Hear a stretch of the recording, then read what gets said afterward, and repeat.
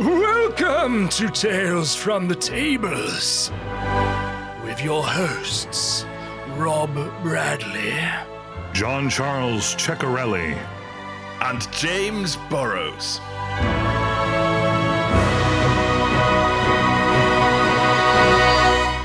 Hello everyone and welcome to episode 14 of Tales from the Tables. Woo! 14. Yeah, man. That's Starring a brand time. new intro. That was sexy. Yeah, not bad, eh? Not bad. So welcome, JC, James. Nice to see you guys. Yeah, Lovely to be back. likewise. Yeah, both had a good week. Yeah. Not too bad. Can't Recovering from complain. man flu. I mean, I could, but who's going to listen? Yeah, right. Did you say you got the man flu, James? I do have the man flu. I feel a lot better man. today, but it's just occasionally. So if I start sneezing uncontrollably on the podcast, you know why. Now I've said sneezing Yes. and my nose feels weird. Yeah, now you can start. So you jinxed it. You were Sorry. fine up until this moment. I was and now... fine. Yeah. Just hover that mouse over the mute button. That's what you got to do. Just hover it that's around right. and then just Just like click, every now and again, achoo, mute. Are you telling me our Just listeners don't want to hear me Unless it bodily sounds- sneeze? Right. Unless it sounds that cute. If it's achoo, then you please, Yeah, right. we'll leave it in. What We'll if it say sounds- we'll edit it out in post, and then it never happens. What Yeah. if it's very dramatic and loud, like I don't true? Oh, What, like, what sneezes do you guys do? What's your go-to sneeze when you sneeze? Like, what do you do? I think mine's quite a delicate sneeze it? usually. Yeah. I try and hold it back. That's the problem. Can you and give us a then, rendition of your sneeze? I couldn't possibly. Come on. Come on, It's quite a soft sort of. let's like, hear it. I'm sorry, what did you say? Yeah, exactly.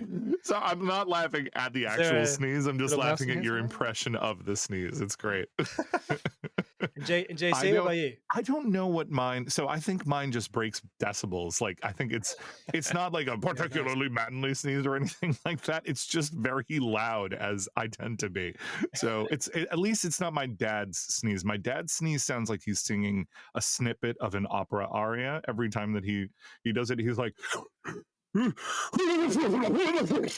I'm like, oh, Jesus. I think you and your dad and I might have something in common there because I'm a bit. Whenever I sneeze, it's like I feel like I'm trying to get everything out, so I'm just like. And I say chew when I do it See. as well. I go chew, like I make a point of making that sound. Like a Amazing. absolute Well, all maniac. three of us have never appeared more attractive. There we go. Come check out this podcast where we pretend Faces. to sneeze. Faces for radio. Yep. That's right. That's what they say. I've got the hair for radio for sure. So. Yeah, right. So you guys have had a new game each this week, haven't you? Yes. Yeah, very fun. Cool. Spectarium Games. Sweet. Been How's it very, gone? very fun. Yeah, enjoying them. Yeah. Yeah, had a Great. Yeah, it's a blast. great group. Yeah. So we had two separate groups. I had what they call the experience group on Monday, and James, you had them on Wednesday, right? Yes, I had the beginner guys group. beginner group, hadn't really played D&D before. Right on. So- What did you do? What did you take them through? I did a heist, so they were robbing the Natural History Museum, essentially, of Nice. an eldritch egg that was about to hatch. So Oh, cool. yeah, so they were on a timer, quite a short timer as it turned out. So they quickly attended a gala and then sort of scouted the place out, and then decided how they were going to attempt to steal this heavily guarded stone. Sweet. Love that. Classic shenanigans, classic heist stuff, I'm sure. Yeah. Oh yeah. Yeah. Great. Nice. And did it all come through in the end? Yeah, they got out with already some minor collateral damage. Oh, really? Oh Yeah. no. But that's a tale. That's for the tales for the table bit of the episode. Oh right. You're saving it. Fair enough. Yeah, I'll save mine for that segment as well. But they were a lovely group. Honestly, they worked so well as a team. Each of them kind of knew each other, and it immediately, because they had sort of been planning their characters together, they kind of knew their strengths and their weaknesses. And they obviously, being fantasy game developers, they also were familiar with traditional roles in a party, like you're the healer and you're this, but they always found a way to sort of turn that on its head. So for instance, I know our fighter, everybody mistook him for a wizard because he appeared, and that was the point. The player who made him chose this art of this very Gandalf looking figure, big gray beard, holding a quarterstaff. And then when he described himself jumping into the air to bring the staff down with a crack on the gnoll's jaw and stuff like that, it was really epic. And people were like, oh, you don't have magic. Okay, all right. So we're going to... all right, this is great. You're a fighter. You are a tank. So it was a lot of fun. Yeah, brilliant. Cool. Yeah, it's always good, isn't it, with a new group? What do you guys find is like the biggest learning curve when you have a new group that you're dealing with? I think it's sort of the getting them to open up and sort of act in their characters, get what their characters would do, and get that. Which I think the heist that I ran was very good, because you didn't then have to throw them into combat and like right away. They got like a bit of time to do social interaction stuff before they needed to do any fighting. It sort of let them sort of slowly get into the characters, which everyone did really, really well. There was a great Owlin rogue that I had in my group, who just immediately, everyone was ordering drinks at the bar. So that's one of the first things that I started classically in a tavern. Nice. Cliche. I just like have the bartender take their drinks orders, get them to think about sort of what would their character be drinking, and the owl, and just straight in was just like, yeah, do you have any bugs that I can eat? The bartender was like, oh, actually, I've got some rats in a rat trap out the back. If you don't want something a bit more substantial. So there was a really grotty pub, so they pulled these rats out of the traps at the back that are covered in this sticky glue. We're like, oh, I hope this is all right for you, Mr. Owl. And he ate them. So that's brilliant. That's brilliant. That's great, yeah. That's funny that you mentioned Owlin, because one of the sticking points was when I sent the instructions to this party to make their characters. I was like, anything is good. Use any class, any race you want. The only exceptions are anything that has a natural flight speed. So Aarakocra, Owlin, winged tieflings. Just avoid making those, because they can kind of, be a little unbalanced at early levels if we're going to make a whole campaign out of this. And one of the players latched onto that, and they were like, oh my God, flight must be important. So now I'm going to try and find ways to break the game and figure out a way to make this work. And I was like, oh, no, it's not about that. It's about, there's literally just a couple of things in the very beginning where flight can be a little much, but I'll always adjust. Like, if you're trying to break my game, I'll break the game back. I'll put you all underground. And suddenly we're exploring tight tunnels in the Underdark for 16 levels. Don't you worry. But yeah, it's funny. So I'm sure they're jealous. I'm sure if they're listening and that group hears, they'll be like, James allowed an owl in his group. Oh, I want him. Yeah, he's cool. He's cooler. Yeah, right. So I'll regret it in a couple of sessions time or whatever, when they're doing a heist, and I'm like, oh, they've just bypassed all the security measures with the with the flight speed. With the Owlin, who can eats bugs and rats and can fly. You just have to make sure you've got flying stuff that's like, prepared for that. I guess. Just put lasers on the walls. I've had it before where I've had temples and stuff that players have been trying to break into, and I was like, well, there's razor wire, like a lattice of razor wire in the corridor that's too small to be seen. But if you try flying full speed at it, it's gonna hurt, buddy. Yeah, right. You've got to stay on the ground, but the ground is also trapped, so good luck. Yeah, stay on the walls. Ooh, not working out for you either. If that is ever a puzzle that any players run into, if you flood the room, then you can swim between the razor wire without setting off any of the traps on the bottom floor. That was the way around it. Yeah, that's cool. Flood the room. Smart. Yeah, it might take quite a while with a jug of endless water. I can't remember. Right. Yeah, one of those. To flood a whole hallway. Yeah. Yeah, right. Might be there for a little bit. But DMs, just make sure the other end's blocked. Like, you can seal it. Exactly. The thing with mine is there's a lot of overland travel at one point, and it doesn't necessarily mean that I don't mind people flying over it, but you're only as fast as your slowest party member when you're doing overland travel, right? Because sure, you can fly and scout ahead, but that may not get you very far, considering you have to wait for the rest of the group. And if anything, it just is more dangerous. It means you run into the problems and the threats first before the rest of your party is there to back you up. So you have to be wise, I think, as a player who has a fly speed, right? And that's the ticket. You have to know when it's useful and know when it's not. So. And as a DM, you need to be like, okay, my enemies need my monsters, whatever they're facing, needs to have ranged attacks.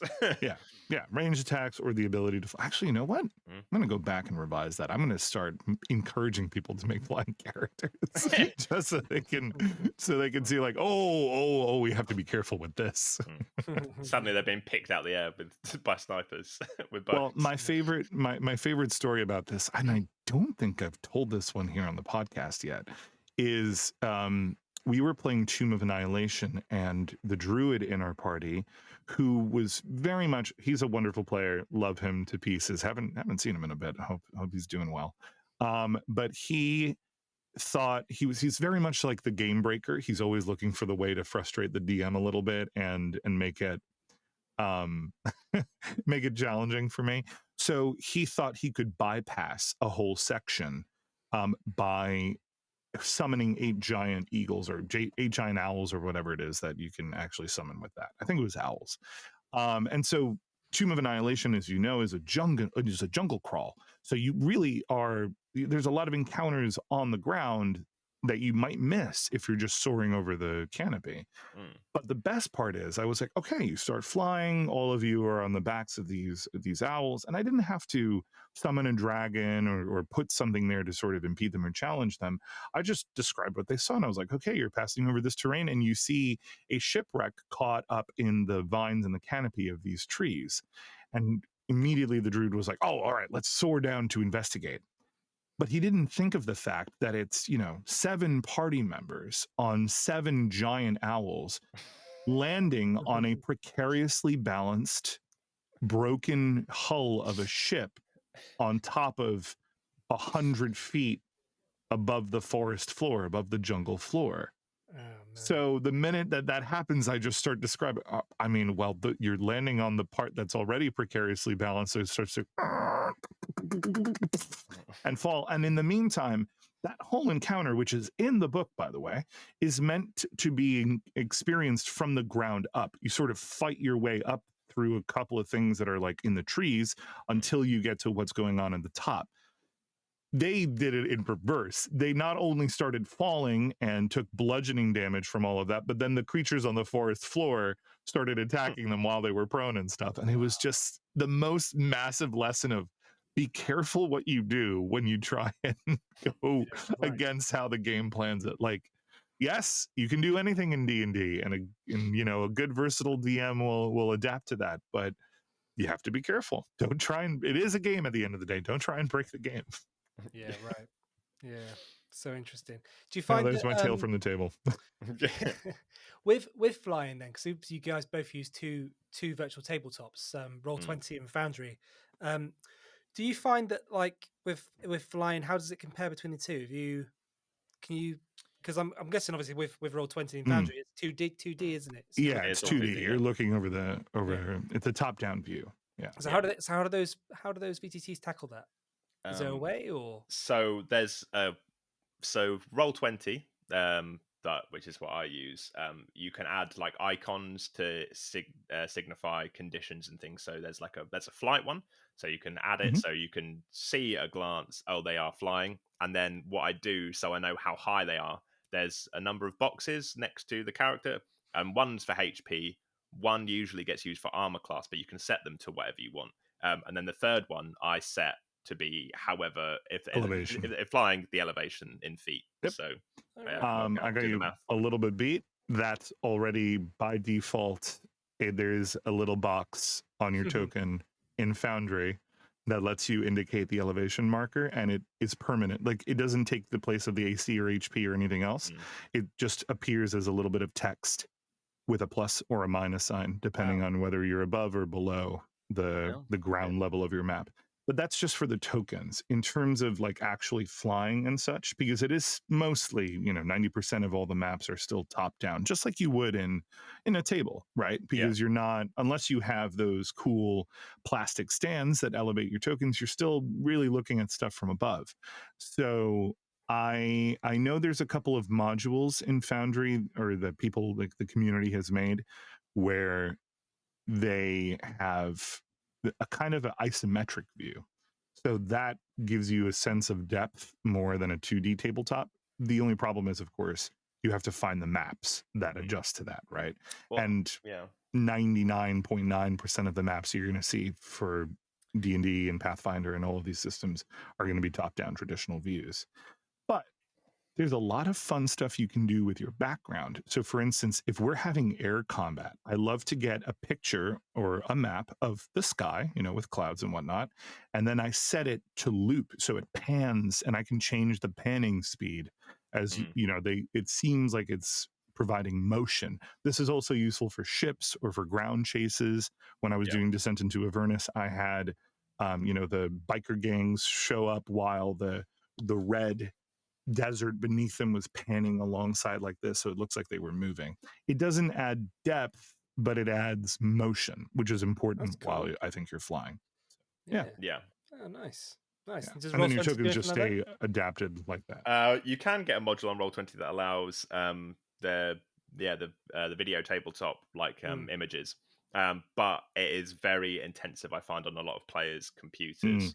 I was going to say, is it like if you mod it out to the max, it's going to be like a really... Yeah. It can be also a little slow, but it's not too bad. Even with Roll20, I think. It depends. It really depends on the player's computers. With Roll20 for the video tabletop stuff, you need everyone to have the same add-on, so they need to download something for it. So it's not great for what we do with where we get new groups in. Foundry is better for that. It's just a lot. It just takes a lot more to set up in Roll20, but it is possible. But yeah, I tend to find, because video maps are something that are good for generic stuff like seas, skies, and yes, the Avernus one I've seen, it's very cool. But I wouldn't get a lot of use out of them other than very occasionally. Right.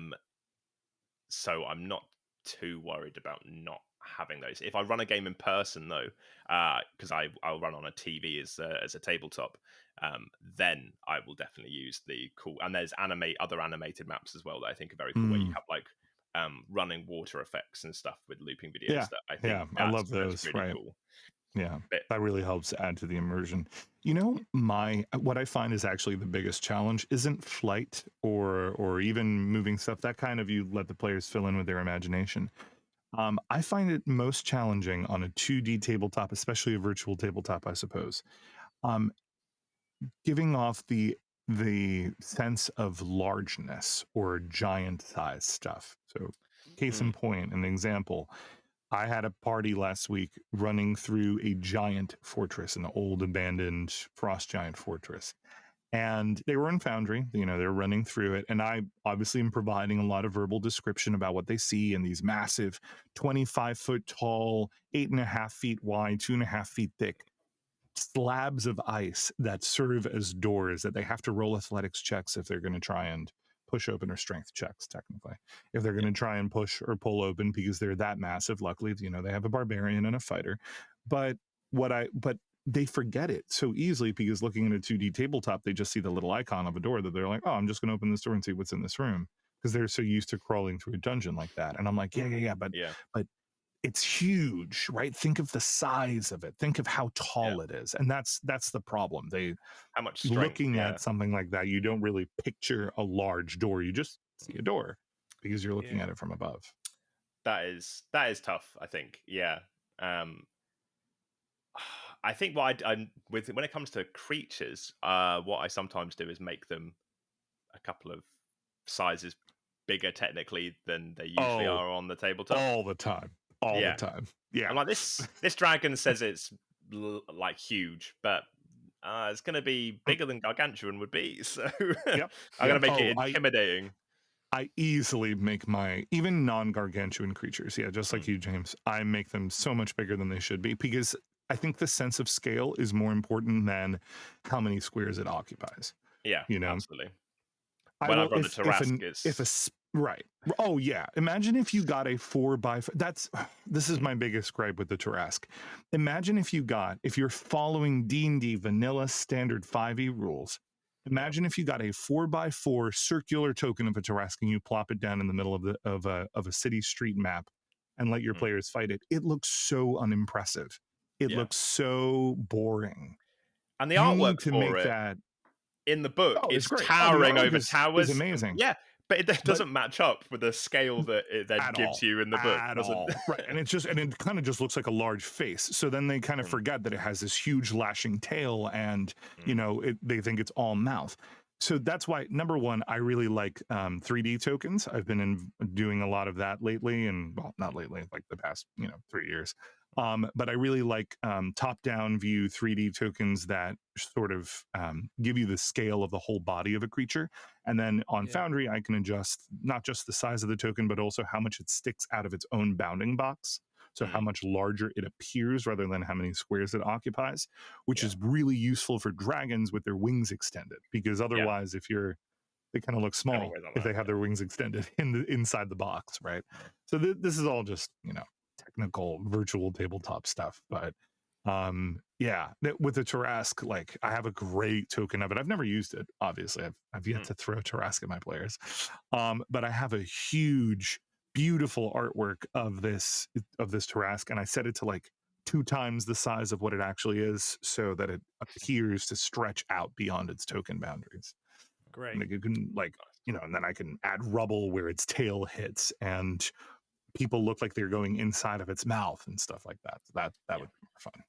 Do you guys have recommendations for tokens? What artists you would buy your tokens from? James, I don't know. I certainly Roll20. I tend to buy some of the assets that you can get on the official website. If you buy the modules for some of the D&D adventures on there, the ones they come with are the sort of standard, but they come with a nice token frame and everything, but they're the standard ones from the rule books. Which does mean, however, that some are missing. There are always some images that they don't have because there's just not official artwork for them in whatever. And then you just Google image something that you like that isn't copyrighted, and you use that. Yeah. Exactly. For me, I'm as being a big lover of assets, I have a massive library of tokens and things like that, especially top-down tokens, rather than like portrait circular tokens. So I would highly recommend Forgotten Adventures. They actually have 2 different Patreons. There's Forgotten Adventures and Forgotten Adventures Battle Maps, FA Battle Maps. Their battle maps are beautiful because their assets are I think they're one of the more perfect battle map makers, and along with Tom Cardos and some Seppuku and stuff. But the Forgotten Adventures tokens, while I can gripe about how they kind of drip feed me, I only get about a new token pack of about 6 a week. Their art is so exact to the monster manual and so high res and high quality that's almost the only one I'll settle for anymore, because everything else kind of doesn't look as good by comparison, in my humble opinion. So no, we're not sponsored, but I wish we kind of were. I could talk about them forever. Not yet. But yeah, they're incredible. And if they're listening, which I know they probably aren't, please release an Umber Hulk token sometime, because I don't like the ones I have from other creators, and I'd love to use yours, Forgotten Adventures. Thanks, Bob. Brilliant. Cool. So go on, James. Sorry, go on. So I say what I'd it's not monsters, but for player tokens, what I'll tend to do is Hero Forge and use their token. Their token art. So you can totally customize, and also you'll have a 3D model of the character as well that you can color with paint. I keep forgetting that's a thing. You need a subscription for that, right? Yes, you do. Yeah, but I want to do that. I want to get their top-down versions. Yeah, because you can get the top-down versions. Well, you essentially just rotate all around this 3D model, and you can take the picture from wherever you want. You scale it. That's true. It's great. It's really good, and they keep adding new options.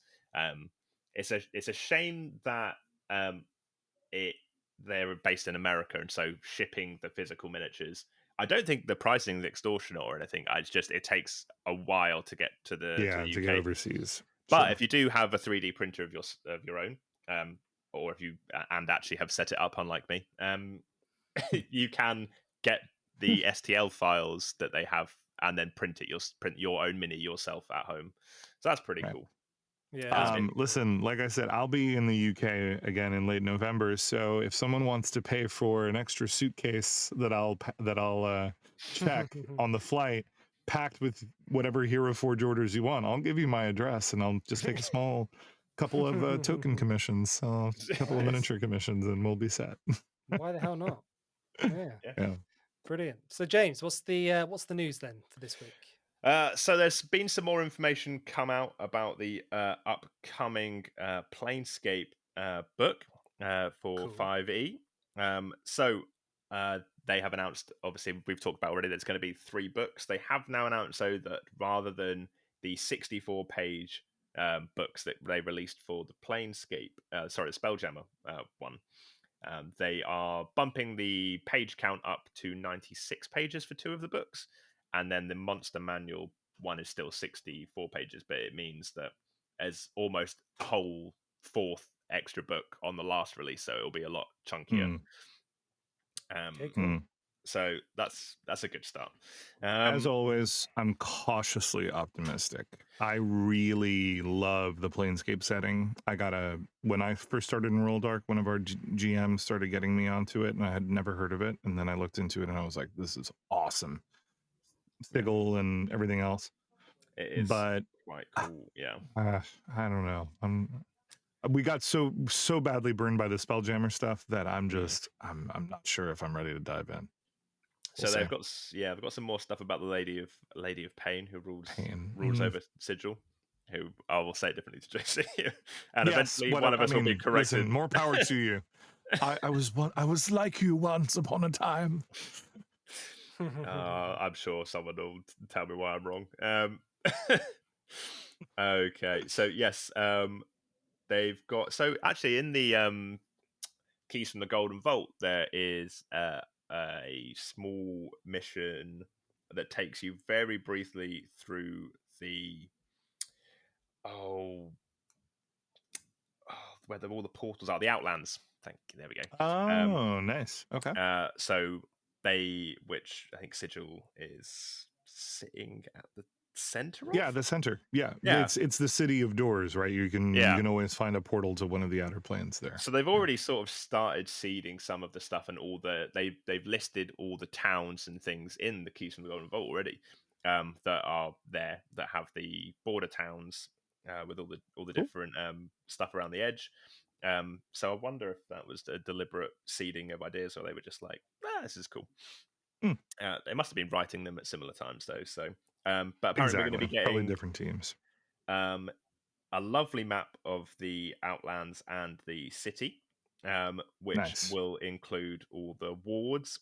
And then inside the book, there's going to be lots of information about the different orders and factions within the city. So the Fraternity of Order is apparently one group who they are highlighting who love law and order, as you may have gathered from their name, and believe that law holds some fundamental truth about the way the universe operates. So that seems interesting. I can imagine it being quite difficult to get players to play along with them. So I imagine they'll be mostly antagonistic in any game that I run. Probably. Not deliberately, because they're not evil, but no one will want to do what they're told.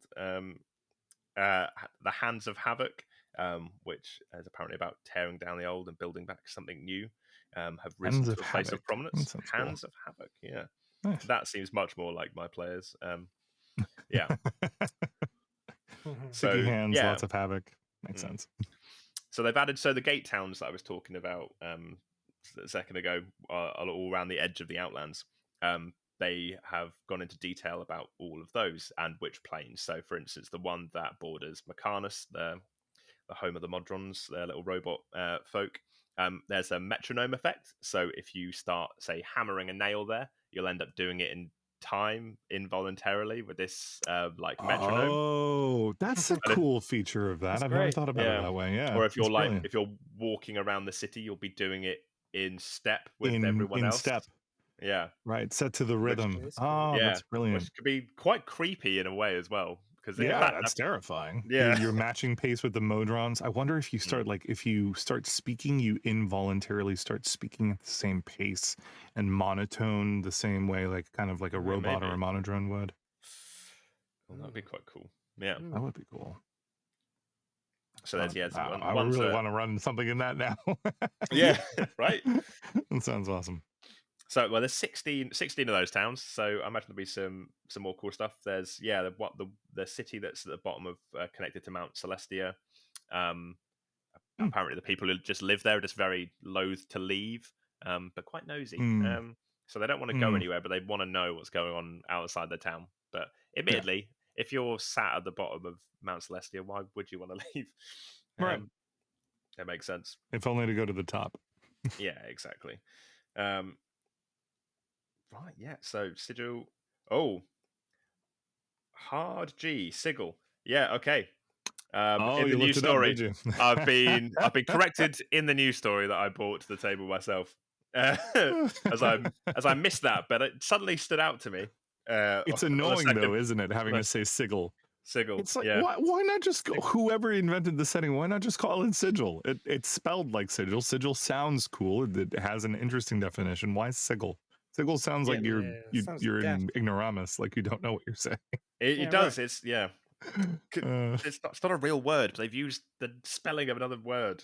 Yeah, I realize there's there, and there. No, it's one of those. I know. Yeah, right. English. Okay. Yeah. The rhyme of the Frost Maiden always used to bother me. How they spell it on the front. Is it the American spelling of rhyme? I think it is. No. Okay. So this is interesting because I'm running through it right now. Okay. So it's a double entendre, but it's rather stupid, and it annoys me that it's like this. They did this on purpose. Rime is spelled R-I-M-E is another word for frost or like hoarfrost, so stuff that like icy surfaces. Oh, this thing is entirely encrusted with rime. It means it's got a frosty sort of icy surface to it. Right. So, and then of course, rhyme means two words that sound the same. So there is a part later in the book, spoilers, who cares, for an adventure that's already like 4 or 5 years old. But there's a part of the book where in order to progress, this is kind of like the big thing that you're looking for, the big MacGuffin that you're searching for, is a book that has the rhyme of the Frost Maiden in it, which you use to sort of access a very important location at the end of the adventure. And it is a literal rhyme, like a poem that you read that rhymes, that cracks a glacier open and then you walk inside. So the rhyme of the Frost Maiden is just a double entendre. And there's one day where I really want to shake Chris Perkins' hand and then just give him a light little kick in the shin for that. Just a little one, just a little bit like you. Yeah, it's a classic example of a stupid person trying to be clever. Well, I mean, it's like I wasn't going to say anything. No, I'm kidding. But I get the I guess I get the logic behind it, but it's still, it's just could have sounded so much cooler if you said the Frost Maiden's Wrath or the Endless Winter or whatever it might have been. But here we are. It's interesting because I love the word, the name of the mountain range, the Spine of the World. I think that's such Spine of the World. That's such a cool name. Like I would have it thought really they have, like, paints a picture, right? Yeah, it does. It's bleak. It's just great, really great way of like, you don't want to find yourself there. So I have to recommend, I've been living and breathing and drinking the Forgotten Realms for so many years at this point, and if you're a fan of that setting, which I know is overdone in 5e and people are desperate for things like Planescape and Spelljammer and Athos, long let it rain. But if you really like the Forgotten Realms, I would highly suggest you look at some of the older material. I know it's not easy to get anymore and you have to mostly look for PDFs of it, but some of the campaign guides and the books from 3.5 and 3rd edition and stuff like that, they are so well written, so labors of love. It immediately strikes you as, wow, someone really put a lot of thought into every little element of this. And then 4th edition came and tried to whitewash it, and 5th edition came back and kind of made it all, they retconned everything that happened in 4th edition. But 5th edition, I find, and this is my kind of big gripe with Shattered Obelisk, which I picked up and I've bought it and I've started reading it. 5th edition kind of feels a little bit watered down in terms of the lore of stuff. They kind of drip feed you a little bit of it. And they're like, oh, hey, and if you're curious, there's other products that you can explore. And you're like, okay, I wish you had devoted another, 20 pages to really get into it, into the real meat and potatoes of it. And I understand that the design principle behind 5th edition is to keep it simple and make it more accessible to larger amounts of players rather than the niche nerd who likes to read about lore. But I highly recommend, Rob, like you said, the spine of the world, right? This is what kicked this off. There's so much good stuff in the Forgotten Realms setting that is like that. There's also stuff that doesn't make sense. Let's be real. But there is a lot of rich, fun history with that. And I realized doing research for Rime of the Frost Maiden that Icewind Dale is a very, very rich pre-5th edition history. And everything that happens in that book is actually kind of a callback to previous things that have happened. So there is a little bit of that love still there when they're writing these adventures, but a lot better in previous edition. So it's interesting, isn't it, that what they're trying to do is obviously, mass market appeal, but at the same time, it's like, don't ostracize or don't fail to include the love of the original. It's like what they did with Star Wars, right? Like how they've completely bastardized Star Wars to the point where it's like so many people have. Like my brother James is a massive fan of Star Wars. Now he won't even watch any. He won't watch any of the episodes, any of the new series. Not interested. He's like checked out because of how they've just literally ruined it. And yeah, it's like with D&D, it kind of feels a shame that they're watering everything down because if chances are if you like fantasy, you'll play D&D. If you don't like fantasy, chances are you will not be interested in playing D&D, regardless of how much they water it down. You are not interested, right? Oh yeah. If this is not if you're a Call of Duty player through and through, and you don't really care for fantasy, you're not going to get much out of this. So you would never play it, would you? It's like, and it's almost like as if, I think if you like fantasy, chances are you're into it because of the fact that you love story, and that's what the lore's all about, right? You love the lore because you love story. Yeah, I think they're doing themselves a disservice there. I think they're making some bad decisions. I think, and honestly, necessarily, I don't necessarily think they're trying. I mean, they are trying to obviously appeal to new players with this, but I think what they're trying to do, rather than get bogged down in lore, is make it so DMs can take this stuff and then do a lot of the legwork to create their own lore for their table. They are sort of very much their parting line. Yeah, they're looking at it like that, rather than saying, well, there's this law that all tables have to adhere to. It's like, here are some ideas. Here's what maybe a small amount of official law if you're going to use the official setting. But hey, if you just want to pop this in, if you want to put this in your own world, you can take this, change the names, and it works just fine as well. Here's my devil's advocate argument to that. Show me the DM that hasn't already done that, no matter what the established lore is. Like that's the whole thing. No matter who you are, unless you're an absolute purist, and I have met one person like that, come to think of it, former player, but you'll make the world your own no matter what you do, right? And that can go anything from down to how many attacks the Behir has to how many, like, to the history of a city. Like, you'll be doing that anyway. And I think to sort of have that design principle and be like, well, encourage DMs to make it their own. DMs have always made it their own. We've always made it our own. Give us more official stuff that we can draw inspiration from. I think in other words, don't cut corners. Don't be lazy. And I think that's, but Rob, to your point, that's happening with everything. That's happening with look at anything that's been rehashed for millennials, sort of nostalgia purposes. Look at Star Wars. Look at Indiana Jones. Look at how they took that.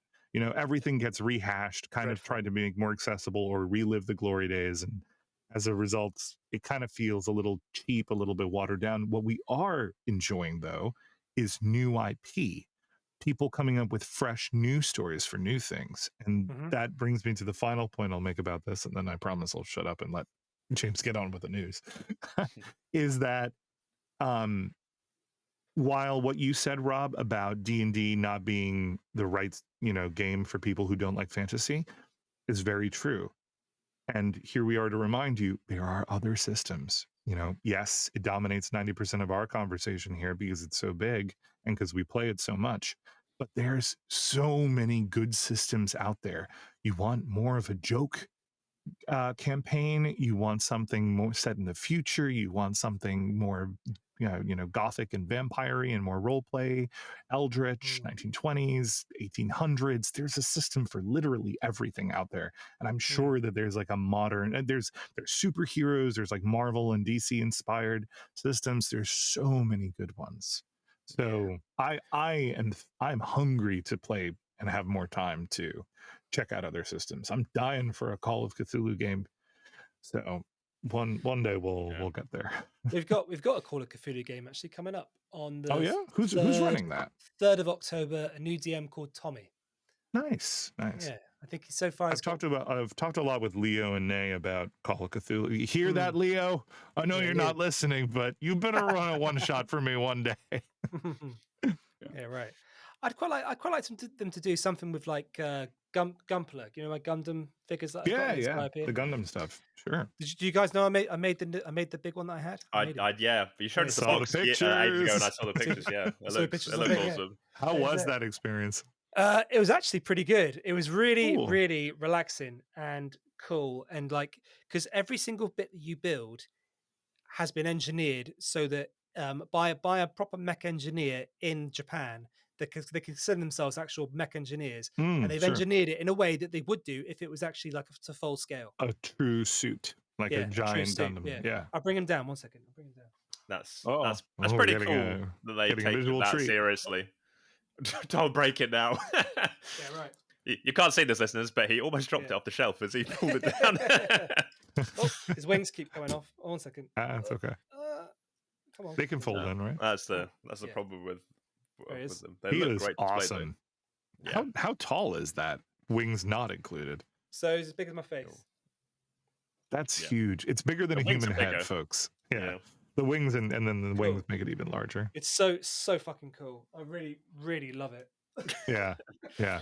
Honestly, I have so much respect for the people in that hobby and people who paint miniatures and do things like that. I'm so not a craftsman. I can write and talk all day, but I can't build or paint for my life. So this is really straightforward because it's literally just you clip them and you clip them, and there's no paint, there's no painting, there's no glue. That's true, I suppose. You say it's all clipped together, so it's not glue either. No glue, no glue in it. It's literally all clipped appealing. Together. That is, Yeah, here's the manual here. Look, I always end up with my hands stuck together when I've used glue in the past. When you're doing stuff like that. No glue, yeah. So if you let me show you one bit. Yes, if you look at the instructions there, look. So that's one of his legs. So you get this bit, and you just clip. It kind of is like an IKEA manual. That's what it reminds me of. Yeah. It's the most complex IKEA manual you'll ever see. No, but yeah, exactly. And that's the thing. IKEA is like deceptively simple, and yet without fail, every time you end up on the floor being like, what do you mean this part doesn't go here? What? But that's what it says. Right. Oh yeah, my desk is built the wrong way. My IKEA desk. Oh no. I always get so frustrated with it because it's always, you always expect it to be far more complicated than it is. So you make like overcomplicated mistakes, if that's even a thing. It's like, it's so strange, isn't it? Yeah, you overthink it, and then you overthink it. Completely. Exactly. Yeah, all right, sorry, James. Any more news there, James? Yeah, so there is quite a bit of information on the adventure, which is called Turn of Fortune's Wheel for the setting. So it, like, if anyone ever played the old Planescape Torment video game, the adventure began with players waking up in a mortuary in Sigil. It's going to take some getting used to saying that. Turn of Fortune's Wheel begins the same way with Mort, the wisecracking skull, but he's looking for someone else, so he doesn't stick around for long. The interesting thing about the adventure, however, is that there is a multiplanar glitch which disrupts death. So when characters, instead of going on to their normal afterlife, they come back after a few beats as a different incarnation of themselves. So you start. So if you start as a human fighter, you might come back as a different class, or maybe an elf, or even something as simple as a change of facial hair. but there is the adventure provides guidance to DMs and players as to how to handle these transformations, so it's fun for everyone. Sounds like a faff. It does. So wait, hold on. Does that with D&D Beyond, though, you inhabit does it create a new adult body for you, or when it says like you reincarnate, does that mean you go into a new infant? Oh, it like actually fabricates a new adult body. That will lead to population spikes in a real bad way. Well, I think that first version of you that dies is dead, but it draws a different version of you from the multiverse to replace you. That makes sense. I see. So it balances out, but it's pulling like a different reality. You know, like, oh, this one is you, just where you had heterochromia or something like that. This is or you, but missed your mom's 30th birthday party or whatever. I don't know. Yeah.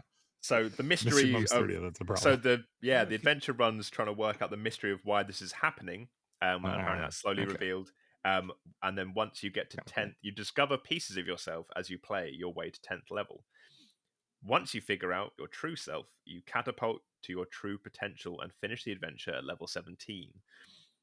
So that's quite cool. Oh, right. This is the one that jumps, right? Yeah. It goes from like levels, what is it, 1 to 10? And then you use, I think 3 to 10. And then it goes, the end is 17.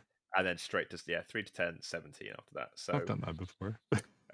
So apparently this doesn't mean that characters will die more often. They didn't want to make an adventure where dying didn't matter, so they provide a lot of guidance apparently about how to use the mechanic effectively and make it feel like the adventure has stakes still. I think though, if your character you turn up with initially, and if I don't know whether it would be worth not telling the players, hey, we're going to be using your character, and they will have a lot of the same life experiences, but we're going to get through a lot of iterations of them, maybe, or just not telling them, waiting for them to show up, have them killed, and then be like, but by the way, you. Oh, I like that. You're now an elf, but you're still you. Consider my curiosity piqued. Yeah, it seems like that's interesting. Interesting. Other than that, there's like a brief talk about how the adventure starts. You'll go to apparently a casino is there, and there's a walking castle. I think I've seen revealed on social media as well. Oh, that's cool.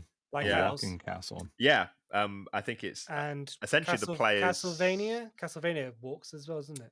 Oh yeah, I think it teleports and moves around. They have a giant system. But if this is a castle with literal legs, it has literal legs. I think someone has made a mini of it, and I say mini very loosely, like you can play it's on a giant structure. It's yeah. Bloody huge. A model of it, I suppose, is the right term. Kind of like have you guys played Elden Ring? Do you know those walking shrines? Oh God, those things. Got bored of it.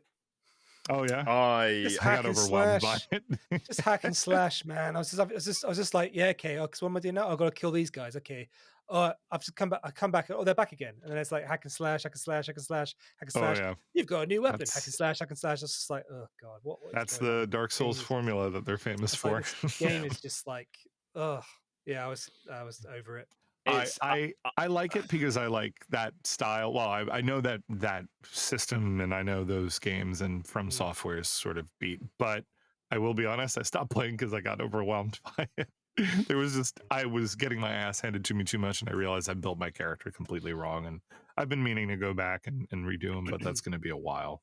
I think the lore for like Elden Ring and stuff and Dark Souls is all like incredible. But the amount of time it would take me to find all the little bits of lore that I would find interesting and dying over and over and over again, I just don't have the free time to want to replay the same bits over and over again. Right. Like if I've got an hour or two in an evening to play video games, you want to make progress. I want to feel like at the end of that I've moved the sticks. Yeah, you've done something, right? It just felt like I was playing a game. I know that's a bit of a silly thing to say because obviously you are playing a game, but I like to be immersed. I like to be immersed in my games. Yeah, I like for me to be like not sat down playing a game. I want to be in the game, living it. And when you die and you come back, you have to kill the same people again. And you keep doing it over and over. It's just like, what? You're throwing yourself against the brick wall.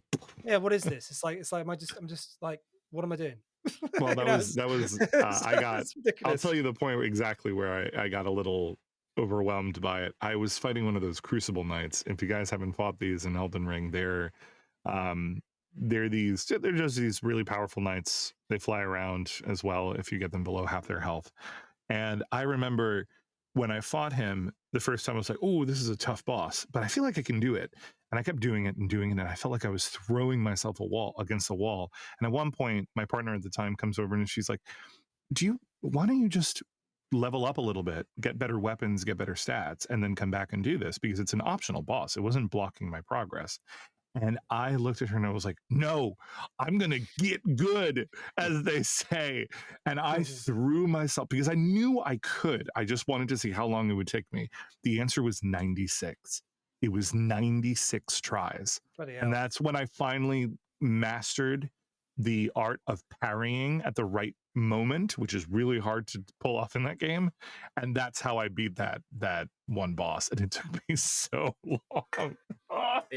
It seems like, and then I was like, all right, I'm done. Yeah, right. Yeah. It seems like the kind of game where if I was a teenager on like a summer break or like an Easter break or something, and I could just be like, right, I'm gonna spend a few days or a week or whatever, just zone out the rest of the world, just crack on through it, I'd probably have a great time with it. But I just, unfortunately, as an adult, don't have that level of free time anymore, and it's sort of you have jobs, responsibilities, people to take care of. Yeah, it's a problem.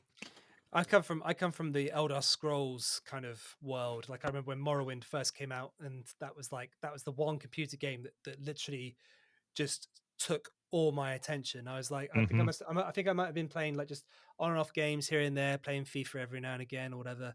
And then when Morrowind was out, I was just like, oh my god! I was like, this is what I've been searching for. Like literally, like I loved it. It just clicked.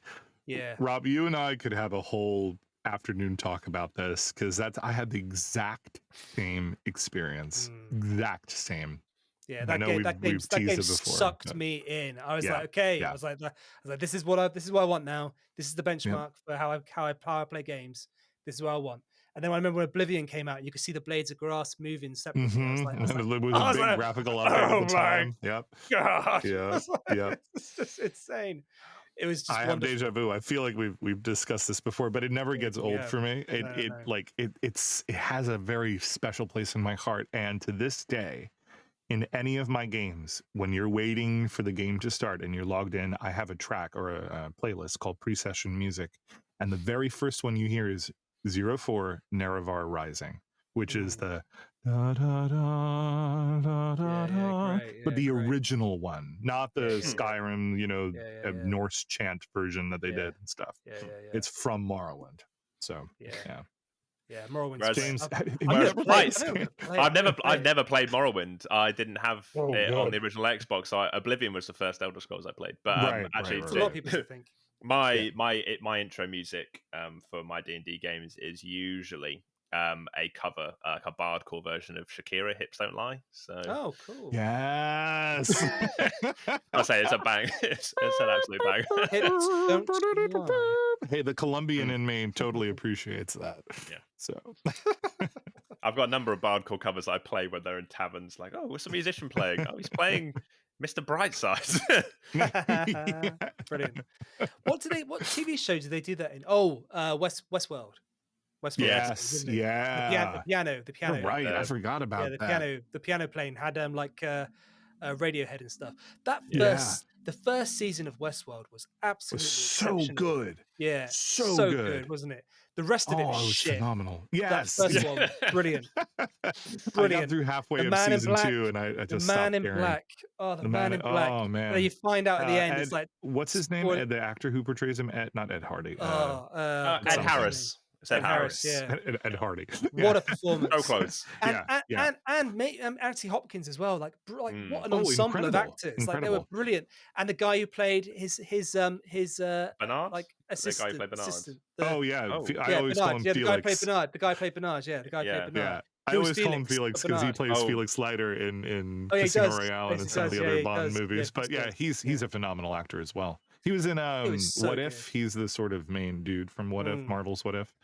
He's many things. He's incredible. Is that his voice? I love that. That's awesome. That season. Yeah, it is. Yeah, it is. That's one of my favorite pastimes is like looking at something or watching a cartoon and being like, I know that voice. I can tell you who that is. Jeffrey Wright. Yeah, Jeffrey That's Wright. who it is. Right. Is Thank you, there Mr. Wright, for your work. is there a cowboy RPG where you're playing in Yeah, the West? yeah, there is. Like, I don't know the name off the top like of my Red head, Dead? but I I actually think just there's a saw Call of Cthulhu module as well for weird, for like a weird West. Yeah, for cowboys. So Oh, you man. just Cthulhu, It's like but in the squids West. come attack cowboys. Yeah. I wouldn't be surprised to Oh. learn that there is a specific Red Dead version of a tabletop RPG because Sure, there must be. There must be. Yeah, I'm sure there is. because cowboys Wild would be West. brilliant, wouldn't it? That'd be Well, there's definitely cowboy sick. LARPs. I saw one advertised Yeah. in Oh, yeah. Spain. Deadlands. my- Is Deadlands the My dad's side of the family, they are obsessed with dressing as cowboys.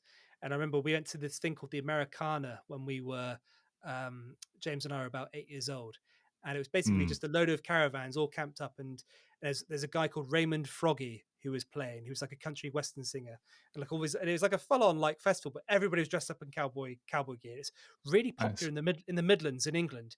There's like a really popular thing where they all dress up as cowboys and Indians. It's bizarre, but it's like massive. That's cool. That's yeah, cool. It's really big. Okay, so I asked our lady at the computer, or our person at the computer. That's me. We don't have an assistant, folks. So apparently there is the popular one is Deadlands, it's called, and they're running with a new game engine now, which is called the Savage World engine, which I've heard, or Savage Worlds, I think. Cool. There's a D6 version of it as well. There's a 5e adaptation of it called Snakes and Saloons. There is Dogs in the Vineyard, which apparently is a type of Old West game. There's Deadlands Classic or Deadlands Reloaded. Dust Devils on Drive-Through RPG. Untamed West, Legends of the Untamed West, rather, which is like a simpler version of it. And someone made like a hack version of the Fantasy Flight Star Wars system called Edge of the Frontier, which is it's funny because it's Edge of the Empire is one of the books in the Star Wars system, which I've played before. The Star Wars system's good, and I think thinking about it would probably work quite well. Let's talk about that for a second. It's really good. It's a lot of fun. It's not perfect, but it's really fun. They do this. I think my two favorite things of it are, number one, the interpretation of the dice pool thing. Have you ever played this, Rob? I know you're a Star Trekkie and not a Star Warsy. No. I'm both. Originally, I was reading to Star Wars. I prefer the original stuff. But obviously, I've not played. I've played the Star Trek Adventures. I've not played the Star Wars one. So the Fantasy Flight Star Wars system starts off with 3 core books that are very, very adherent to like original Star Wars stuff. You mostly making a Jedi is actually kind of discouraged a little bit. Only the 3rd book really goes into that. You mostly are making pilots or scoundrels or bounty hunters and that sort of thing. Very deep into the sort of kind of plain aesthetic of the early Star Wars stuff. Underworld, yeah, cool. Exactly. And like, living on the fringe of the system and the outer rim and stuff. It's excellent. The dice pool is so much fun because it is custom dice. So you either have to buy it or you download an app or something. But basically they have 3 different levels of different sorts of things that can happen in a combat or with a roll, and 3 different kinds of dice that you roll. One of them kind of is your standard, this is a success or a failure die. And based on the number of pips that you see or symbols that you see, like, oh, okay, I got 3 successes, but I got 2 failures. So that means I overall succeed because the 3 cancels out the 2, so I only have 1 success left. But based on the number of successes that you have, right, if you don't get any canceled out, that means better stuff. And then there's layers on top of that where like you can add, I don't exactly know what it's called anymore because it's been a while, but there's the blue die versus like the red die, and that lets you have, it's not advantage, but it's something like that. Boost die. Yeah, it's like boost and draw or setback die, which means it doesn't mean you succeed, but if you get enough boost results, something good can happen as a result of what you do, which is, by the way, brilliant game design, because missing in D&D sucks, right? You miss and there's nothing else you do. you've spent your whole turn, maybe a spell slot, whatever, or your extra attack, and you've just rolled 2 misses. There's no worse feeling in the world, right? Because then you're just sitting there being like, all right, I guess that's my turn. But in Star Wars, there's so much more possibility of you not succeeding or missing, but something good happening, right? So, and it's purely up to the GM to interpret it. So it'd be like, oh, okay, so you're in a shootout in this hallway. You miss your target, but you got 3 boost die. So one of your laser blasts hits the steam pipe in behind him, and suddenly a whole bunch of steam comes covering up, and now he's going to have disadvantage or whatever it is on his next shot against you. It goes both ways as well. It does. It does. They can miss like you and then accidentally, like, you know, hit the wire that suddenly makes the countdown to the base exploding cut in half. You know, it could be stuff like that. Yeah, you go in for a melee attack, you get a really good hit on them, but you've got a couple of disadvantage rolls, like symbols pop up, and you're like, well, okay, yeah, you've overextended yourself there. So you've hit him for a solid hit, but now you're exposed, and everyone else is going to be. It's going to be a lot easier for everyone else to hit you. Now. Yep. Yeah. Yep. Wow. Yeah. Okay. But it's quite DM intensive because you've got to run with that on the fly and then keep track of all of it in your head. A lot. Yeah. It's a lot more improv. The only thing I don't like about it, and it's not the system itself, it's more the support for it. Is finding maps for it is kind of difficult if you want to do something outside of like Tatooine or the inside of like the Death Star. Or a starship. Yeah, those are the 2 maps that people seem to create, and then there's no like, and you can't use interesting stuff. Standard fantasy maps, or you very sparingly, because you're going to see things in there that don't match up to the Star Wars universe. You know, they have like pieces of paper on a map, and you're like, they wouldn't have that. But there's the second part about that system that I really like is and this is not proprietary to Fantasy Flight Star Wars, but there's the soak system. So and the strain system rather. So rather than taking purely health damage, you have effectively a second HP bar, which is your strain. And this is kind of this kind of actually makes a lot more sense than how D&D handles its health rules. So in D&D, you're as effective whether you're at 100 hit points or you're at 1 hit point, right? This doesn't actually stop you or inhibit you in any way. Yeah, right. And, you know, you'd be like, oh, I lost 99 hit points. I must be a bloody mess, right? Like, yeah, right. You'd have died probably a long time ago if you took anything more than a grievous wound. Right, exactly, right? And yeah, there's magic, but that doesn't explain certain things. No. Whereas in the Fantasy Flight game, your HP bar is effectively pretty low. You never really get too much HP. You can if you spec it right, but every time you suffer, like you get a couple of more wounds or whatever, that's what they call it, you start to suffer some drawbacks and you're not as effective in combat.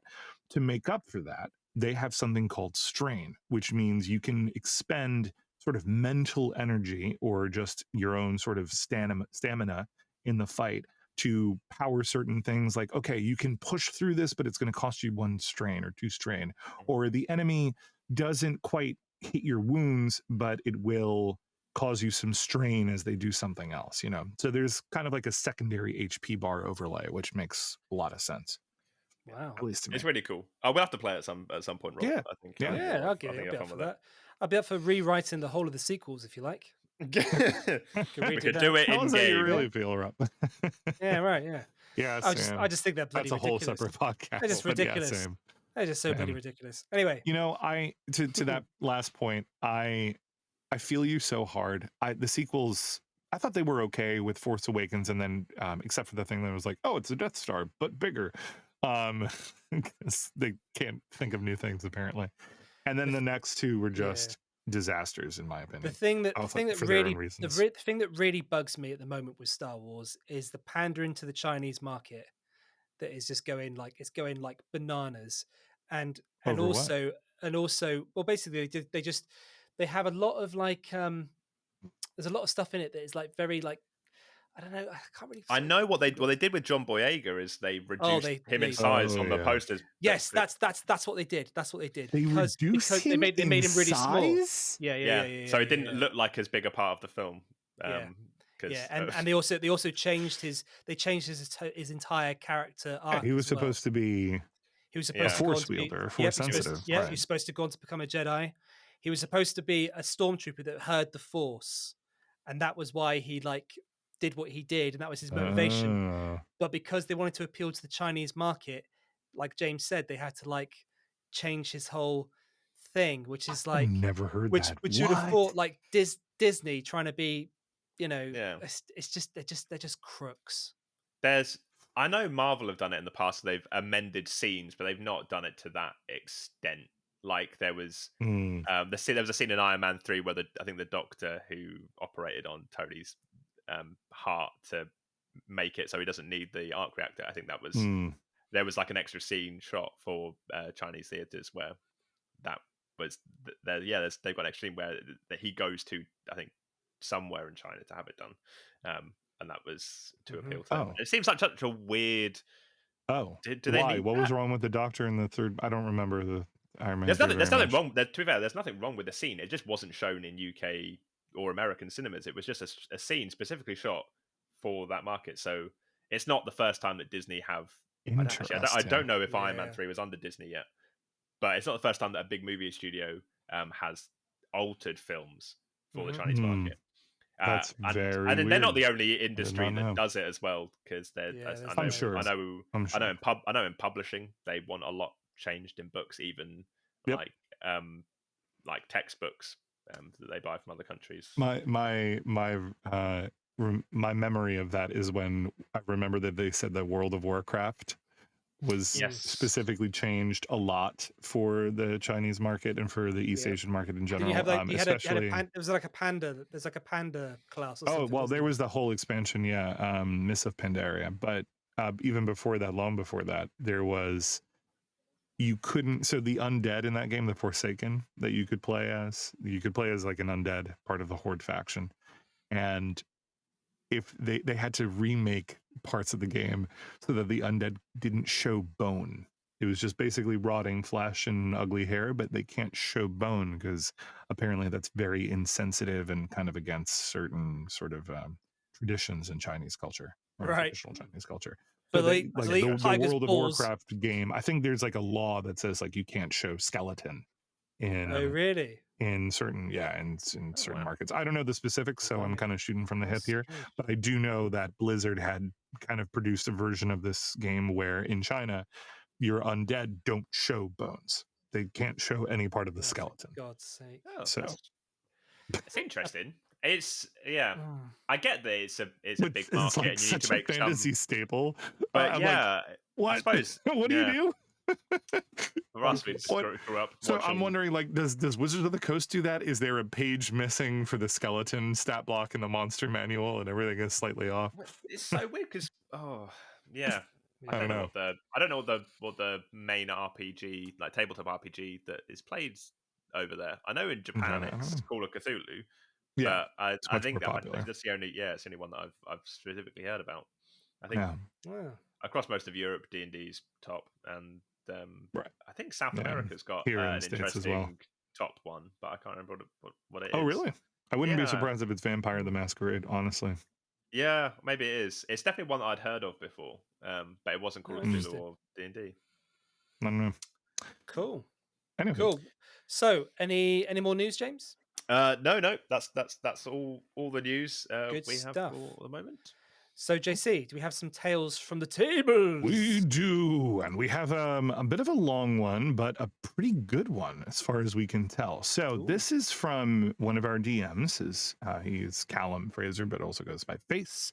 And he does this really cool thing where he has his players write up a summary of every session. And this is, if I'm not mistaken, this is a long-running campaign. Yeah, it starts off with the top saying, Session 134, Triggering Thoughts, General Summary.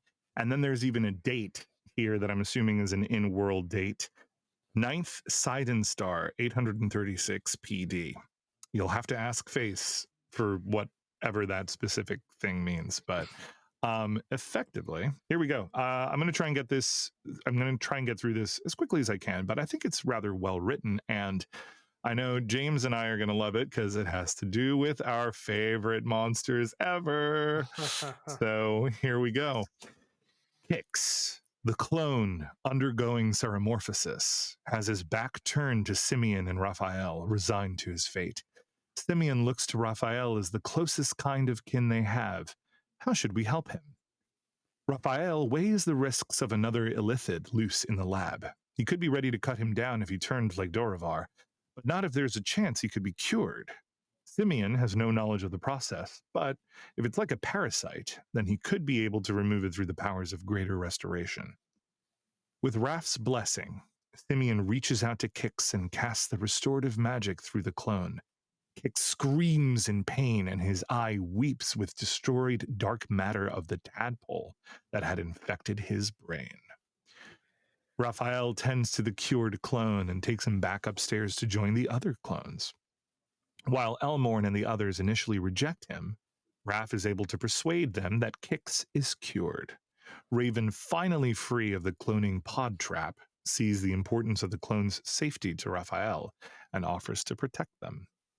As Raphael heads back down, he and Simeon hear a loud crackle and groans of pain as they rush to arrive at the aftermath of Anessa triggering a trap in the library. Unsure what else lies below, the party prepare themselves fully for battle. Orlando uses the downed blades of the clone guards to fabricate new bullets.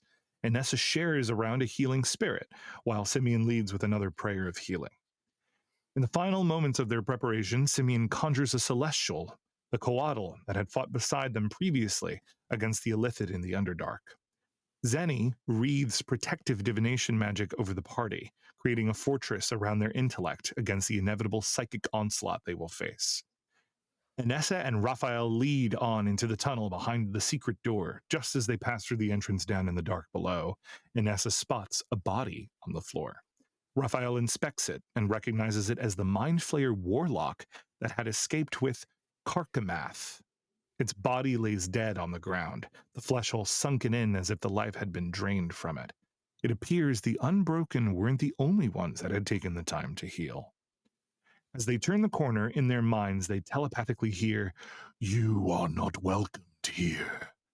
There, before them, in the center of this small, flesh-covered cavern, stands the freshly healed Eulitharid, Karkamath, and behind him, a huge, ancient elder brain. Arthur makes the first move, evoking a dim green, sickening radiance around the two aberrations. Orlando and the Coatl cover the party with their protective blessings. The Eulitharid clones Arthur's spell and covers the party in kind with their own sickening radiance.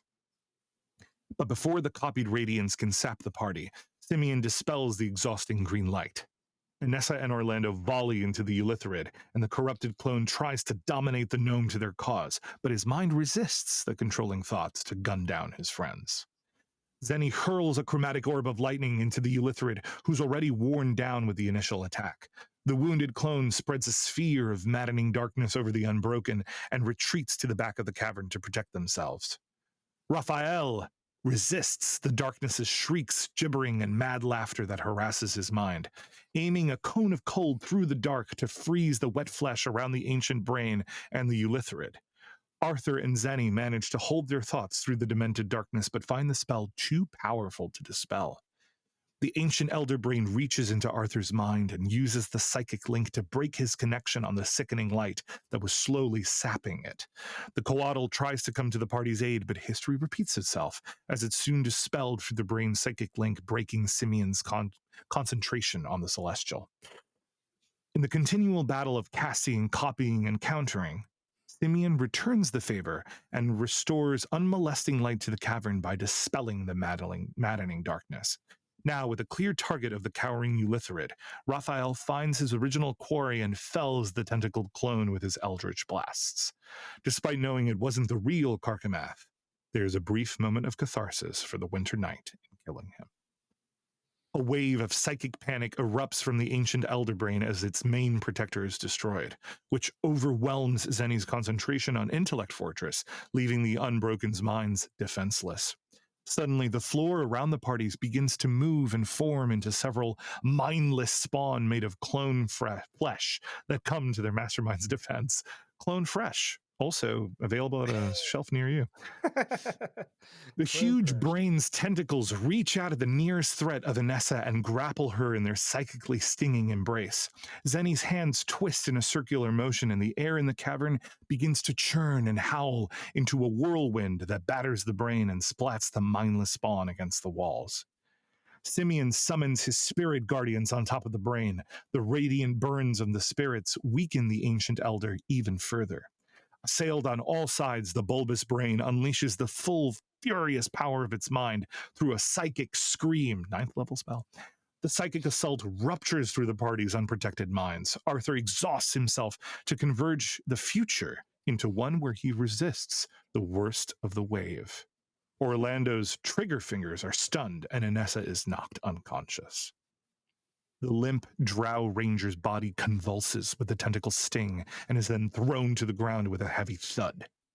Zenny rushes to her aid but finds her friends dead on the floor, blood and brain fluid pouring out of her eyes, ears, and nose. The horrors of Inessa's last death by the vampires flashes through Zenny's mind. With final insult to injury, the ancient elder brain clones Simeon's spirit guardians and lays their own necrotic version over the party. The battle has reached the point of no return. It's whoever dies last that wins. Raphael calls on the exalted power of Frostweaver to become the avatar of winter, renewing their fading flesh with the hard frost of winter, and volleys the brain with blasts of his own eldritch magic. Before the ancient elder can act, Arthur banishes it into the labyrinthine demiplane, buying some precious holding time with a powerful maze spell. The Unbroken prepare themselves for when the brain returns to unleash a retributive counterattack. Zenny positions the bludgeoning whirlwind right on top of the ancient elder as it returns. The weary brain pulls on its legendary resolve to resist the Unbroken's ambush and dispels the whirlwind and spirit guardians. The bleeding brain sluggishly moves its tentacles to cast another spell, one which Zenny has seen and heard before from the party's previous aberrant encounter. Zenny, fueled with the tempestuous rage of seeing her friend die, pulls on the highest circle of her magic to counterspell the brain's attempt to plane shift. With the brain stranded, there's only one way this could end for it. Arthur speeds the flow of time around the sluggish Orlando coming out of his psychic stun. He reloads faster than the speed of thought. You've been in all of our thoughts. Now you're in my prayers. The radiant bullet blasts right through the center of the brain and blows a large hole right out of the back of its mucus-covered membrane, raining chunks of matter over Raphael and Simeon nearby. The ancient elder brain is dead, but so is Inessa. ... Christ, that's impressive. That sounds like a what brutal. what a wonderful account of a battle. That's so impressive. Like step by to step, write all that out. Yeah, step by step. I can't even begin to try and remember what I had for breakfast, let alone all of that. Account of D&D combat. It kind of reads to me as someone having written it while it was happening, or at least taking notes and then maybe polishing it later. Well, I'm gonna have to find out. That's the way to do it. Yeah. Face, when you hear this, when I'm sure you will eventually cut round to listen to this episode. If you do, please let us know how that how they do it. Form that out. Yeah, how do they do it? Yeah. Pretty epic though. Incredible. Yeah, really incredible. So, cool. So, James, is there any horror stories from this week at all? No horror stories. I've just got a tale from the table. From that's right. From your Wednesday group. Yeah, sweet. Spectarium. Spectarium game. Just one of my favorite quotes of probably some of any of the games that I've run is just they have turned up to a fancy gala, having been assigned to steal this stone at the museum. Nice. And our Owlin Rogue has been offered. Our Owlin Rogue Narnus has been offered a plate of expensive canapes, and distastefully looking at it, just turns to the waiter and says, "I'm not eating that garbage. I'm all full of rats." Which is then from the end previously, right? Yeah, just from the end previously. So there's a lot of like little great moments from the game I wanted to highlight. So there was our Dragonborn Paladin Tursus chatting up the museum curator and getting a tour of the attic out of bounds, which he needed to do. Because previously the Owlin Rogue had tried to get over, those little red rope barriers they put up in fancy places to stop you going in areas. Yep. He tripped over that, trying to sneak up the stairs, alerting all the guards. Stanchions, Stanchions. Oh, okay. I learned something new every day. There you go. Learn that doing marketing events. Thus finding some extra treasure and allowing the party to get up there and lockpick the entrance to the roof. Nice. We had our half-elf bard Safseris playing a lovely cover of WAP to entertain the museum guests while the rogue broke into the offices and stole museum key cards.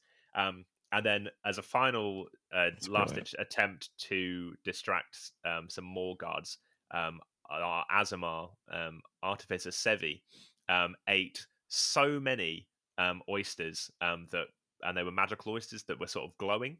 So when I was told how many they'd eaten, I was like, okay, yeah, that's gonna every time you open your mouth, it shines like a light. So eventually she decided that, well, it's made me sick eating this many oysters, so I'm going to go to the bathroom and get drag one of the guards away to help me with this horrible seafood poisoning I've had. And also, she needed to vomit the oysters up because they were just obviously glowing inside her. And as they were trying to sneak through a museum later that night, decided that probably wouldn't be ideal if every time she opened her mouth, talks, it looks like a torch in the middle of the hallway. It flashes up. Yeah. And then we had our tiefling warlock Rook, who made friends with a lovely guard, William, who unfortunately later that evening, once they'd stolen the stone had this horrible eldritch effect it was giving off, and as they were sneaking out with it, the eldritch powers inhabited the body of a animatronic Allosaurus. That then unfortunately tore William in half. Wow. Not the guard. They were given the choice: do you want to go and help the remaining guards deal with this now alive animatronic? And they sort of looked around and were like, "It's not really our problem. We're just here to steal the egg, and it's a really good distraction." So I zipped on down straight to the basement to escape. Brilliant. Leaving this Allosaurus rampaging upstairs. And then we had a great human cleric who was playing as Toast, Matt Berry's character from Toast of London. I've never seen it. So just dropping quotes or leaving it was great fun. Everyone worked really well together, and I think Toast was the only one who was injured in the final battle with a mimic that they sprang to life as they were trying to leave through the basement of the museum. Nice. Was this a level 1 adventure? Yep. Yes, wow, great. You got an animatronic Allosaurus, mimics, guards. This is pretty intense. It's pretty cool. That's excellent. Yeah, my party ended up fighting a bunch of gnolls. They're doing my campaign Secrets of the Fae, which eventually very very quickly will take them to the Feywild. But they're right now at the foot of an elven temple that they could only reveal by moonlight. And once they revealed that, they had to sort of find the secret entrance, but they were accosted first by a pack of gnolls, which they summarily dispatched because gnolls are not level 1 enemies. I scaled them down a little bit, but I was still going to be like, this is going to be a tough encounter. But they said they were all experienced in D&D, so I kind of relied on that, and they did. They did pretty well. Nobody was knocked unconscious. I didn't have to flub many rolls, but it was not bad. And so now they're in the undercroft of the temple looking for an ancient elven artifact which will change the fate of the world as we know it. MacGuffins. My party has been asked if they wouldn't mind robbing a casino for their old friend Whisper. We should you know what we should do, James? We should have weird glitches in the multiverse where these parties accidentally meet each other at one point. Yeah, that'd be or cool. like, they just kind of share a weird experience. Like for one session they're suddenly in the Feywild, and for one, they're doing keys from the Golden Vault Adventures, or they're on Faerun doing something or whatever. That would be really cool. Yeah, that would be cool. Little transition. Cool. But yeah, thanks to the Spectarian team. They were all around good players. Good stuff. Yeah, they were all great. Well, thanks, guys. I think that's we're on 1:24. Not bad. Yeah. Nice long one. Yeah, we need to get some guests in next time, I think. Yeah. We keep saying it. We got to make it happen. I know we do. Yeah, we do. Yeah. All right, cool. Well, thanks a lot, everyone. And tune in next week for next week's episode. That's right. See you Take guys care, then. everyone. Goodbye. Bye. Bye-bye.